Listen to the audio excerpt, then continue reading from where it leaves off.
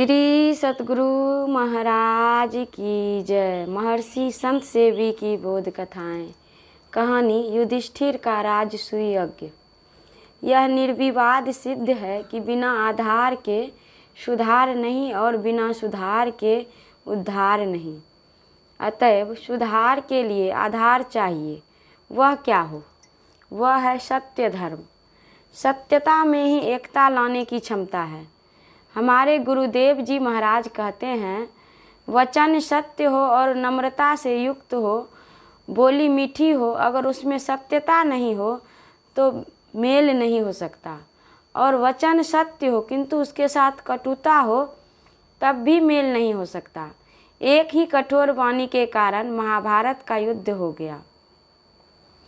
महाराजा युधिष्ठिर के राजसूय यज्ञ में मय दानव ने यज्ञ स्थल को इस तरह सजाया था कि जो स्थल था वह जल जैसा और जो जल था वह स्थल जैसा प्रतीत होता था। जो खुला द्वार था वह बंद जैसा लगता था और जहाँ फाटक लगा था वह खुला द्वार जैसा लगता था। इस प्रकार बड़ी विचित्रता से वह यज्ञशाला सुसज्जित थी। राजा दुर्योधन उस सभा स्थल को देखने गए जहाँ सूखा था।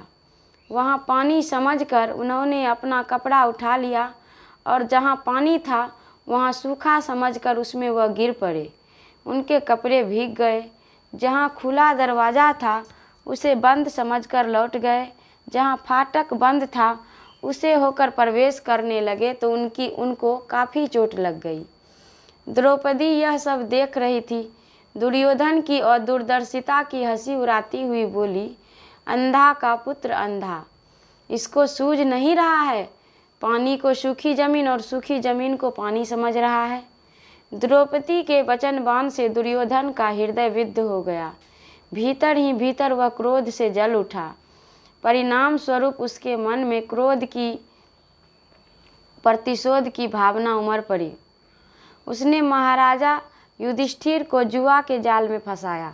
जब महाराजा युधिष्ठिर जुए में द्रौपदी को हार जाते हैं तो दुर्योधन भरी सभा में दुशासन के द्वारा उसको निवस्त्रा करवाना चाहता है। यद्यपि वह एक वस्त्रा लगी और दीन होकर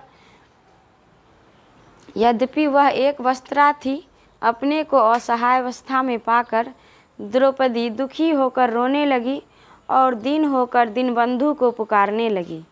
उस समय दुर्योधन ने कहा, देवी द्रौपदी, देखो यह तो अंधों की सभा है। इसमें यदि तुम नंगी हो भी जाओगी तो क्या हानि है? तुमको नंगी कौन देखेगा?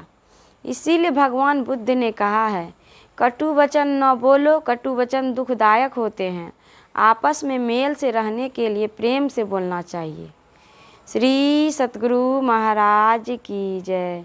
यह प्रवचन शांति संदेश पत्रिका में जुलाई 1974 ईस्वी को प्रकाशित हुआ था। श्री सतगुरु महाराज की जय।